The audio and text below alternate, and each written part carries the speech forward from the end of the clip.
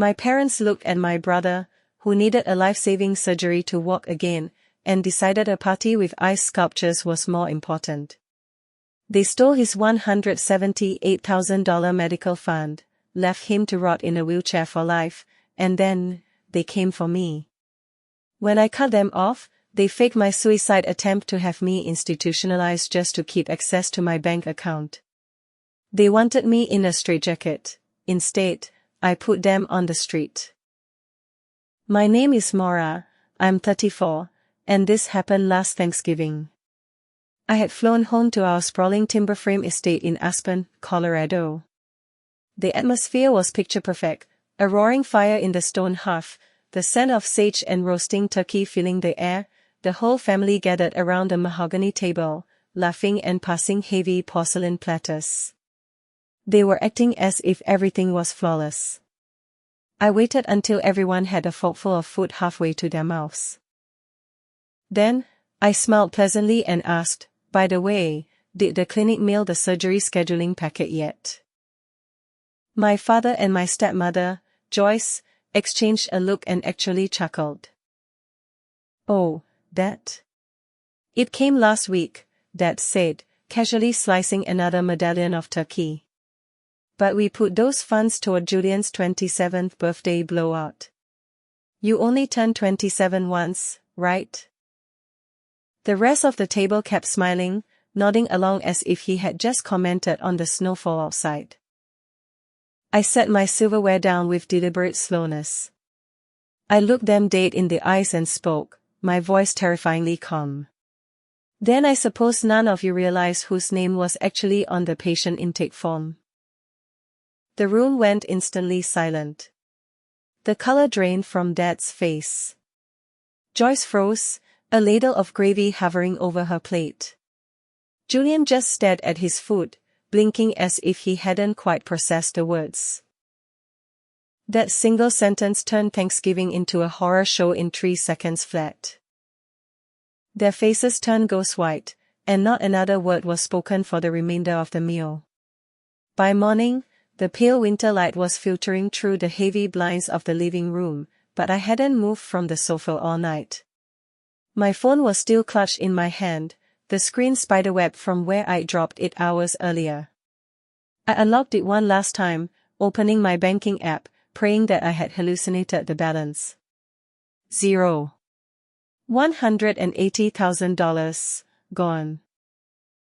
I had spent the last decade keeping this family from drowning. Every paycheck I earned went straight into their lavish lifestyles while I survived on instant noodles and worked double shifts. I paid for Julian's tuition at Boulder. The down payment on his Audi when he turned 21. The security deposit on that ridiculous loft in downtown Denver so he could network. The endless supplementary cards on my American Express that he handed out to his friends like party favors. I never said no. Not once.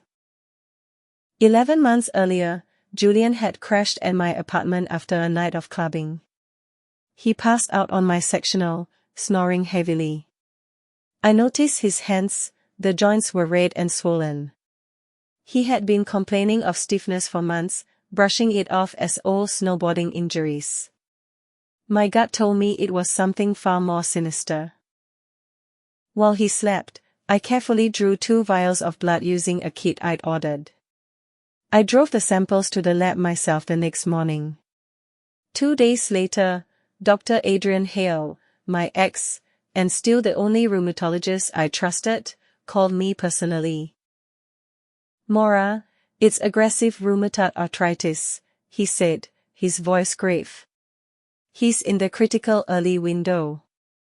If he starts biologic infusion therapy within the next 6 to 8 months, there is a 90% chance we can halt the permanent damage. And if he doesn't? I asked. Once the window closes, it's lifelong deformity, joint fusion, and opiate dependence. I didn't tell a soul. Julian would have spiraled into a depression. Dad would have dismissed it as weakness. Joyce would have spun it into a drama where she was the victim. So, I did what I always do, I fixed it quietly. I set up a revocable living trust in my name alone. Trustee, Maura. Beneficiary, Julian, strictly for medical expenses. I poured every holiday bonus, every tax refund, and every skip vacation into that account.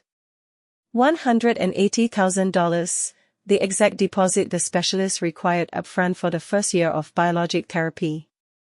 Because my job required frequent travel, I added a single emergency clause. In case of an immediate medical crisis for Julian, either parent could request disbursement with verbal confirmation and a follow-up email from me. I never thought they would use it. They did. Last week, while I was stuck in a dead zone on a project in Seattle, Joyce called my private banker.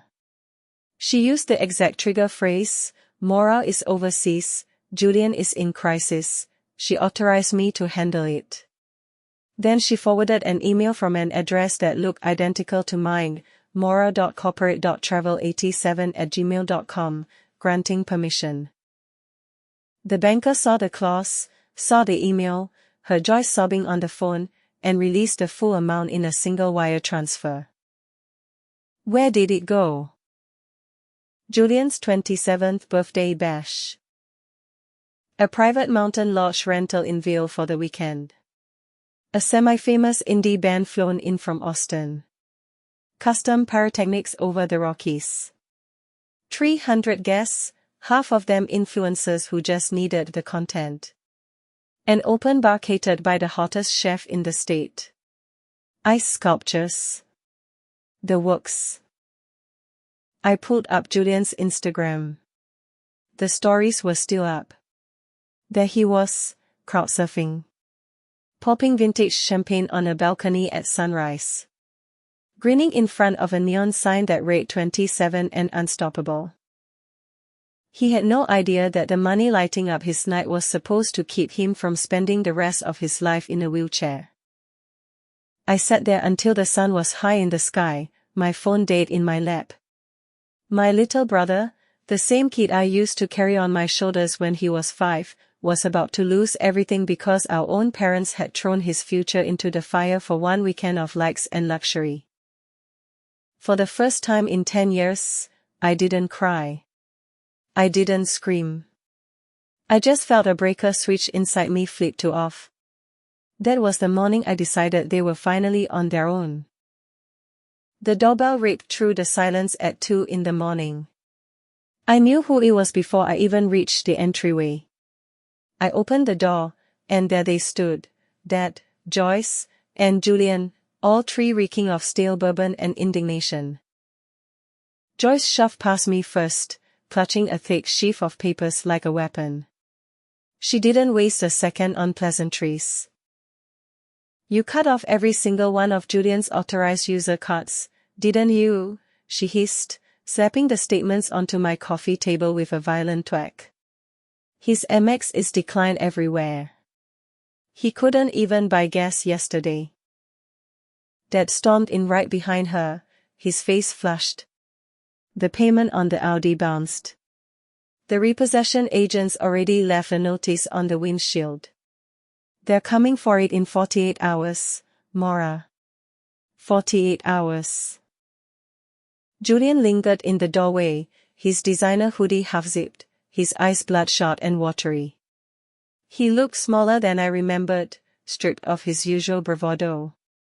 "Sis, the leasing office taped a 10-day pay-or-quit notice on the loft door this morning. My roommates are freaking out. I'm about to be homeless." I closed the door slowly and leaned my back against it. For the first time in my life, I didn't flinch at their anger. Joyce kept going, her voice climbing an octave. "Do you have any idea how this looks? His friends are blowing up his phone. Yo, why is your card dead? He is 27, not some starving student. This is humiliating." Dad pointed a thick finger at my chest.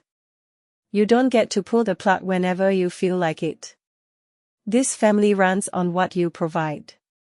It always has." You stop, we all stop. That is the deal. Julian finally stepped further inside, rubbing the back of his neck nervously.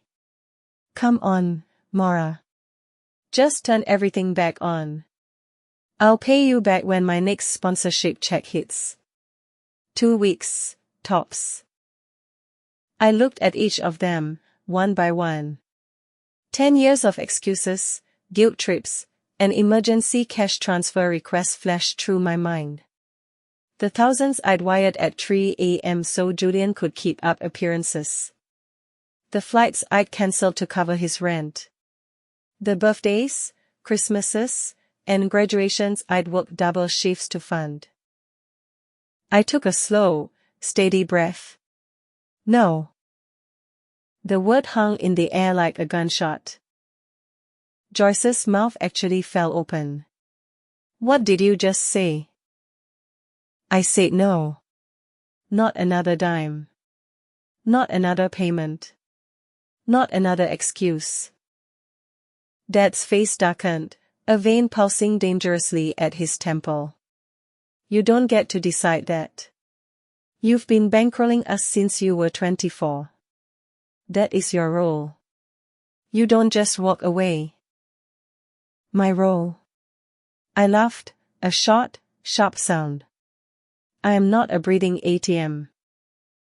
Julian tried the wounded puppy dog look that had worked effortlessly when we were kids. Sis, please. I've got appearances lined up, sponsors. If I show up looking broke, my career is over. Joyce snatched the papers up again and fanned them out like playing cards.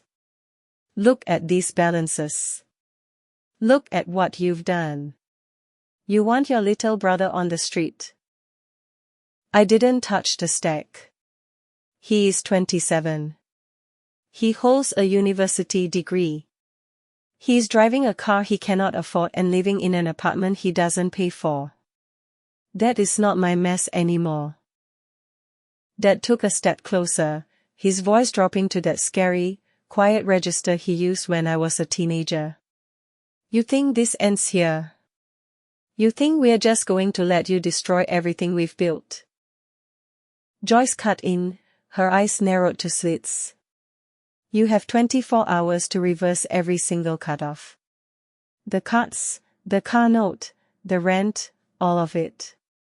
Or you are going to find out exactly how far we are willing to go to protect this family. Julian just stared at the floor, shifting his weight, waiting for me to fall like I always did. I walked past them, opened the front door wide, and stood there.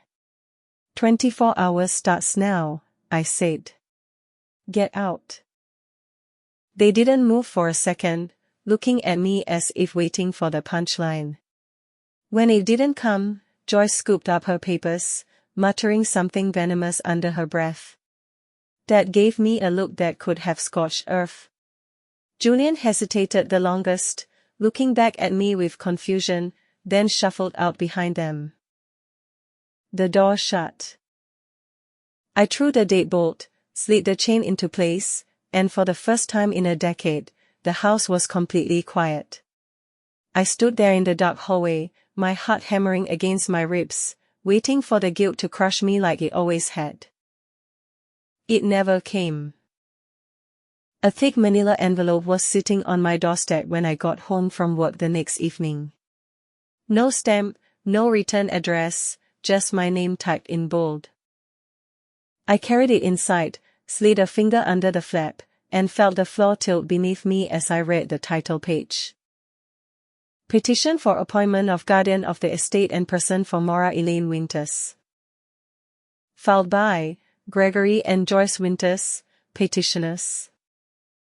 The cover letter from their attorney, a man named Richard Langford, was only 4 paragraphs long, but each one landed like a physical blow. Paragraph 1, I had abruptly and without justification ceased all financial support to my dependent family. Paragraph 2, I had exhibited signs of severe mental instability, including isolating behavior and irrational hostility. Paragraph 3, I posed an imminent risk of dissipating my substantial estate and was a danger to my own well-being. Paragraph 4.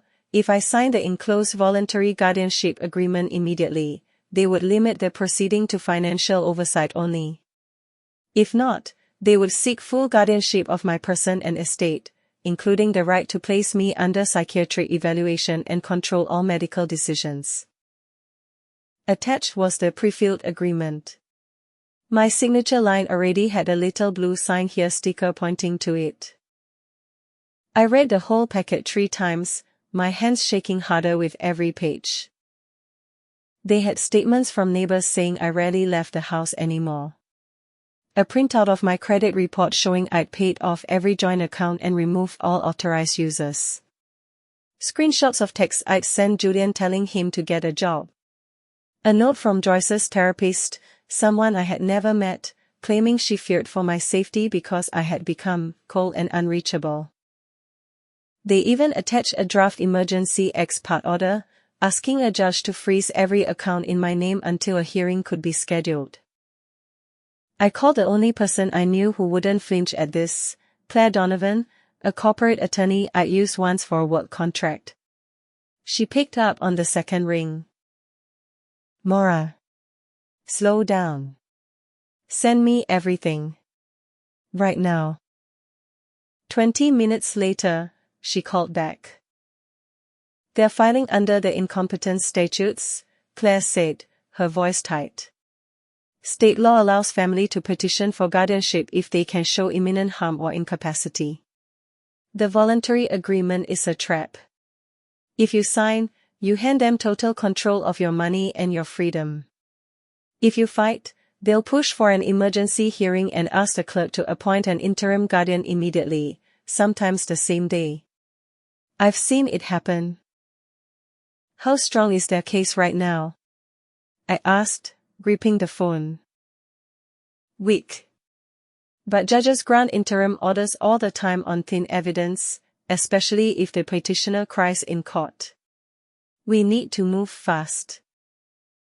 She told me to gather every bank record, every text thread, every shred of proof that I was perfectly competent and that they were the ones who had drained her medical trust. She also told me to expect things to get ugly. That night, I sat at my kitchen table surrounded by folders, scanning documents until the sun came up over the mountains. Every time I thought about signing just to make it stop, I pictured Julian popping another bottle of vintage champagne he didn't pay for. And the nausea passed. By morning, I had a plan. I wasn't going to sign anything. I wasn't going to beg. And I sure as hell wasn't going to let them lock me up to keep the gravy train running. I sealed my own envelope, thicker than theirs, addressed it to Richard Langford, and dropped it in the outgoing mail. Inside was a single sheet of paper. See you in court. That night, the snow came down so thick it seemed to swallow every streetlight in Aspen. I had just dragged myself home from the grocery store, my arms aching from the bags, when I noticed a certified letter taped to my front door. The return address was from my employer's HR department. My stomach dropped before I even tore the envelope open. Inside was a single sheet of heavy bond paper. Immediate termination of health coverage due to detection of multiple fraudulent claims exceeding $47,000. 7 itemized bills were stapled behind it. Emergency psychiatric holds at Denver Health. Inpatient detox at a rehab facility in Boulder. Suicide watch admissions at Pueblo State Hospital. All dated within the last 45 days. All listing me as the patient. All complete with forged digital signatures that look exactly like mine. I had never been inside any of those places. I called the insurance carrier right there in the entryway, snow still melting on my coat and pooling on the hardwood floor. After 43 minutes on hold, a supervisor finally read the claims back to me, her voice cracking with discomfort. Ma'am, these were submitted through the provider portal using your member ID, your date of birth, and a digital attestation of identity. Federal law requires us to suspend coverage pending a full fraud investigation. Trace them, I said, my voice shaking. Tell me where they were submitted from. I heard her typing. I can give you the submission IP addresses. She read the numbers off. I didn't need to write them down. Every single one traced back to a static IP I knew by heart. The estate. The house I grew up in. They were building a paper trail of insanity to justify the guardianship, and they were using my own insurance to pay for the evidence.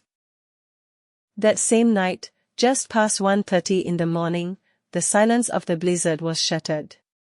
Someone started hammering on my front door so hard the walls shook. I crept to the peephole. 2 Aspen PD cruisers were parked askew in my driveway, their light bars painting the blizzard in violent strobes of red and blue. Snow was pouring in sideways when I cracked the heavy oak door. The officer closest to me was brushing thick flakes off her tactical vest. Her nameplate read Klein. Detective Sarah Klein, she announced, her voice cutting through the wind.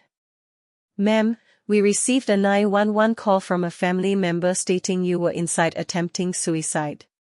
The caller reported hearing screaming and the sound of breaking glass.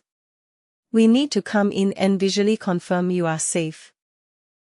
My teeth began to chatter, and it wasn't from the sub-zero wind. I'm alone, I managed to stammer. I was asleep. She nodded, a look of weary skepticism in her eyes. She'd heard that line before. Department policy requires a welfare check when the report is this specific. It will only take a minute. I stepped aside. 2 uniformed officers moved past me, their heavy boots leaving wet, muddy prints on the hardwood. They moved with practiced efficiency, opening every closet, checking under the bed, shining flashlights into the shower stall, even pulling open the vanity drawers in the bathroom to look for pill bottles. One of them finally keyed his radio. Subject located conscious, no visible injuries, no weapons, no signs of self-harm. Clear. Detective Klein handed me a refusal of medical transport form to sign. My signature came out as a shaky, illegible scrawl. As they turned to leave, she paused on the doorstep, snow swirling around the brim of her hat. You want to tell me who has it out for you this bad? I laughed once, a jagged sound that hurt my throat. My parents. She didn't blink. We get a lot of those calls in this town. Most of them aren't real.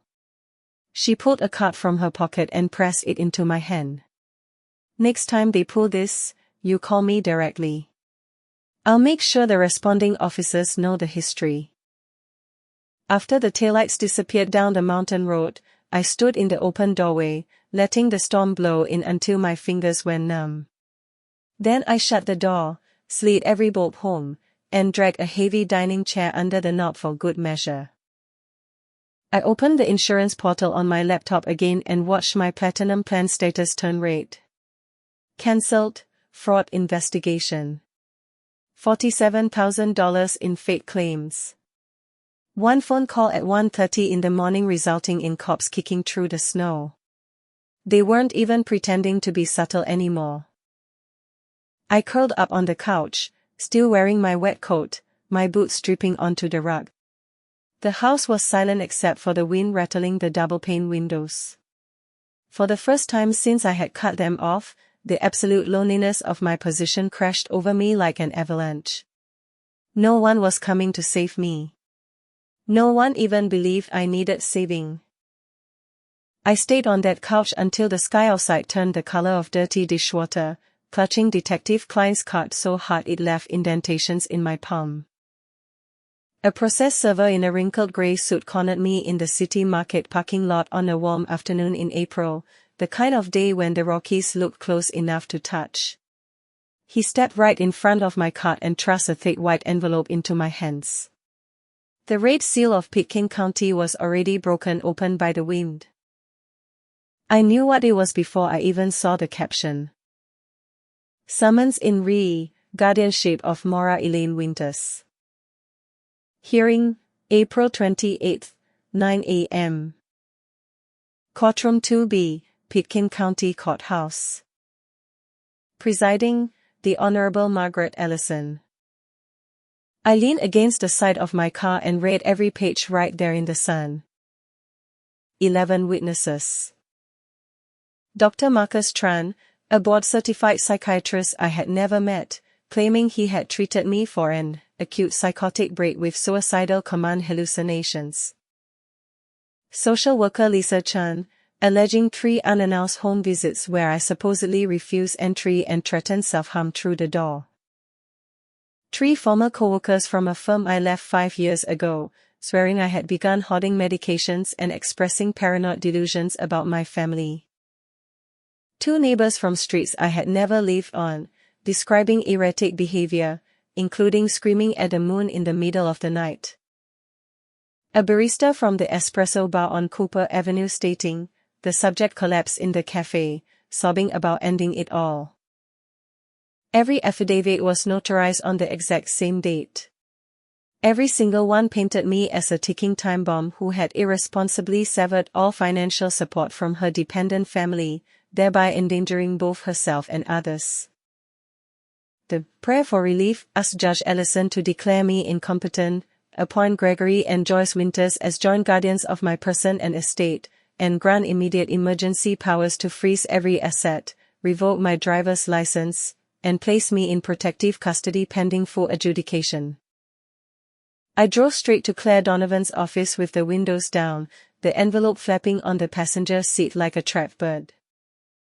Claire Donovan spread the documents across her mahogany conference table and began marking them with a ruthlessly efficient color-coding system. Yellow for lies, pink for perjury, orange for criminal acts. 11 sworn statements filed within 4 days of each other, she said, her voice low and dangerous. That isn't a coincidence, Maura. That is a paid performance. She tapped the notary stamp on the bottom of the first page. Look at the seal. It's the same woman on every single affidavit. And look here, 3 of these witnesses used the exact same phrasing. The subject stated she would rather die than continue supporting her family. Word for word. She pulled up the Colorado probate code on her laptop. Guardianship hearings are bench trials. There is no jury. Judge Margaret Ellison decides everything. If she believes even 30% of this fabrication, she can sign an order on the spot, and you lose your autonomy before lunch. I stared at the witness list until the names blurred into a headache. How do we kill it? We don't just kill it, Claire said, sliding a thick binder across the table. We bury it. She had already been busy. She had subpoenaed the notary's records. She had obtained security footage from the espresso bar on Cooper Avenue. She had my employer's HR logs, proving I was badged into a secure server room in Seattle on every single date the witnesses claimed I had collapsed in Aspen. She even had sworn statements from 2 of the 11 witnesses who had already cracked under pressure from private investigators, admitting they were paid $500 each to sign whatever was put in front of them. But most importantly, Claire said, we have Dr. Adrian Hale locked in. He's flying in to testify live. Adrian. I felt a pound in my chest. Full medical disclosure, Claire confirmed. Julian's diagnosis. The missed treatment window. The forged trust documents. The fireworks invoice.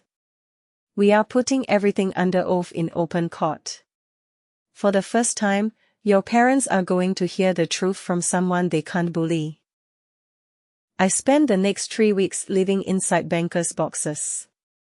I printed every bank statement, every text message, every email. I practiced answering cross-examination questions until my voice stopped shaking. I walked the courthouse hallways at night, when the building was empty, just to memorize the route from the metal detectors to courtroom 2B.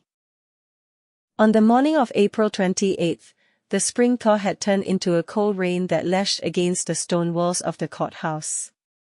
I wore the navy suit I had bought for my first real job interview at 24, the one I swore I would never need again. Inside the courtroom, the air smelled of lemon floor wax and dread. Dad and Joyce sat at the petitioner's table in modest clothes I had never seen them wear before, looking smaller and frilier than I remembered. Their attorney, Langford, kept adjusting his tie as if it was slowly choking him. Julian sat directly behind them in the first row of the gallery, his hoodie pulled up, scrolling through TikTok with the sound off, treating the proceedings like a dental appointment he was being forced to endure. Judge Margaret Ellison entered at exactly 9 a.m. She was younger than her official photos suggested, with sharp cheekbones and eyes that didn't miss a thing.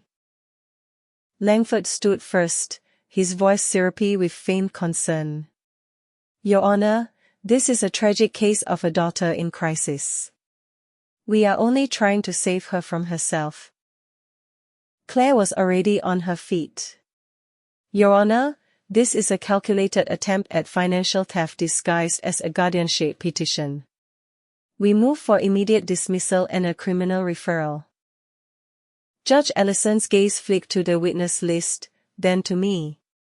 She narrowed her eyes. Counsel has listed an additional witness. Dr. Adrian Hale. She nodded to the bailiff. Call him.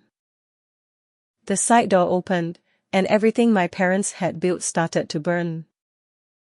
Adrian walked in wearing a charcoal suit, carrying a thick red folder. He hadn't looked at me once since we broke up years ago. Today, his eyes locked on mine for half a second, steady, apologetic, ready. He took the stand and swore the oath. Claire started softly. Dr. Hale, please state your relationship to Julian Winters. I am his diagnosing rheumatologist. Please explain the medical context of this case. 11 months ago, I confirmed a diagnosis of aggressive rheumatoid arthritis, Adrian said, his voice carrying clearly through the silent room. Without biologic infusion treatment in the first year, permanent joint destruction is a statistical certainty. Gasps rippled through the gallery. Joyce half stood, her face flushing. Objection. That is private medical information. Judge Ellison banged the gavel once, hard. Overruled. The medical necessity of the funds is central to the respondent's defense. Continue, Doctor. Adrian opened the red folder. Mr. and Mrs. Winters were never informed of the diagnosis because Maura Winters intended to fund the entire protocol herself. She created a revocable trust containing $178,000, designated exclusively for Julian's care. He connected his laptop to the court's display system. A moment later, bank records were projected onto the large screen behind the witness stand. These records show the timeline, Adrian said, using a laser pointer. Here is the forged email authorization. Here is the full withdrawal. And here is where the money went. The screen shifted. It wasn't medical bills. It was the invoice for the lodge rental in Vail. The contract for the indie band. The 5-figure bill for custom pyrotechnics. The payments to the influencers. Dad's face turned the color of ash. Joyce gripped the edge of the defense table so hard her knuckles turned white. Adrian didn't stop. The therapeutic window closed 4 months ago, he said, his voice clinically detached but devastating. Julian now faces lifelong deformity and a high probability of opiate dependence. That money was his only realistic shot at a pain-free life. Julian ripped the earbuds from his ears, the teeny sound of a video dying in the sudden silence. Wait. What the hell are you talking about? Adrian turned in the witness stand to face him directly. Your parents used your medical trust to throw your birthday party, Julian. You needed that money to walk normally for the rest of your life. Julian's jaw worked uselessly. He looked at Joyce, his voice cracking. Mom. She wouldn't meet his eyes. Claire walked to the bench and handed Judge Ellison the stack of 11 witness affidavits, followed immediately by the recantations from 3 of them, witnesses who admitted they were paid $500 each and were terrified once private investigators showed up. Langford tried to stammer an objection, but Judge Ellison silenced him with a sharp raised hand. She scanned the documents for 8 long minutes while rain hammered against the roof of the courthouse. Finally, she looked up, her eyes like steel. After a review of the evidence, I find no credible basis for a finding of incompetence, she stated, her voice echoing in the hush. This petition is frivolous, filed in bad faith, and supported by what appears to be coordinated perjury and financial exploitation. She turned her gaze to the petitioner's table. Gregory and Joyce Winters, your petition is denied with prejudice. All filing fees and the respondent's legal costs will be assessed against you personally. She banged the gavel once. It sounded like a gunshot.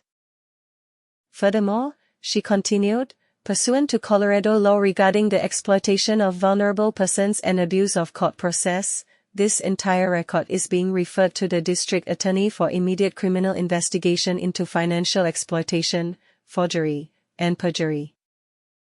The gallery erupted. Bailiffs moved in, hands resting on their belts. This case is closed, Ellison said, staring straight at my parents. Marshals will escort the petitioners from the building. Dad tried to stand, but his legs wouldn't hold him. He slumped back into his chair. Joyce was openly sobbing now, her mascara running in dark streaks. Julian just sat frozen in the front row, staring up at the projected invoice for the fireworks that had cost him his joints.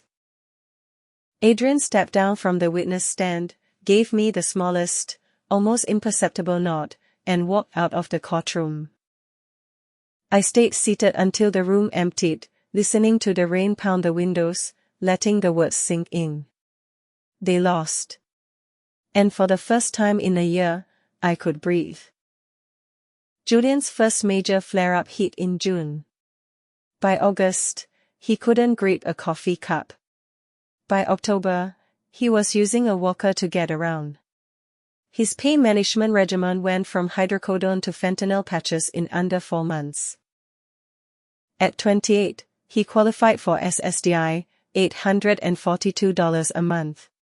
That was his entire income now, disability checks and whatever cash he could scrape together from side hustles before his knees locked up again. Dad and Joyce lasted exactly 91 days after the hearing. The court-ordered sanctions and my attorney's fees topped $130,000. The Aspen estate went into foreclosure the week before Christmas. The bank padlocked the heavy timber doors I grew up behind while my parents loaded what little they had left into a rented U-Haul. I never answered a single voicemail. I put my own house on the market in January. It sold in 6 days, an all-cash offer from a couple out of California looking for a ski getaway. I paid off the last of my student loans, closed every joint account that still had my name attached to it, and bought a one-way ticket out. Denver was only a 4-hour drive down I-70, but it felt like another planet. I got a new job, a new apartment in the Highlands, and a new number that no one from my old life had. I even started going by my middle name at work, Elaine, just to hear a sound that didn't remind me of them. The closing on the house was scheduled for the first warm day in March. I drove up one last time, windows down, the music loud enough to drown out the memories. The Rockies looked exactly the same, the peaks sharp and white against the blue sky, the aspens just starting to bud. I pulled into the gravel driveway that used to feel like home.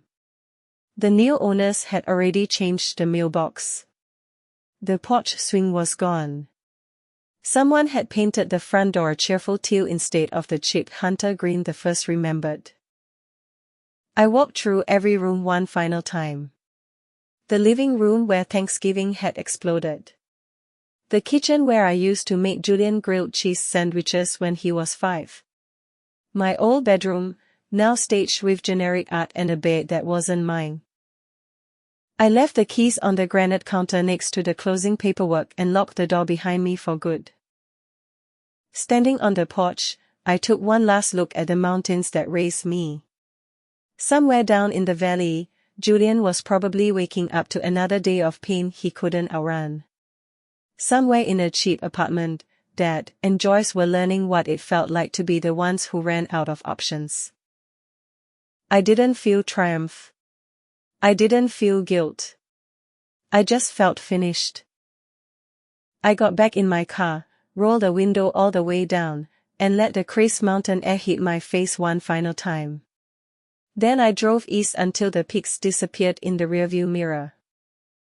Here is what I know now. What I wish someone had told me at 24 when I started carrying everyone on my back. Love isn't a blank check. Family isn't a lifetime subscription you can't cancel. And the second you make your peace someone else's emergency, you sign away your own future. If you are out there paying bills you didn't create, raising kids that aren't yours, keeping the lights on for people who would watch yours go dark without blinking, listen to me. You are allowed to stop. You are allowed to walk away. You are allowed to choose yourself without being the villain. Because the people who really love you, they never would have let it come to this in the first place. That house is gone.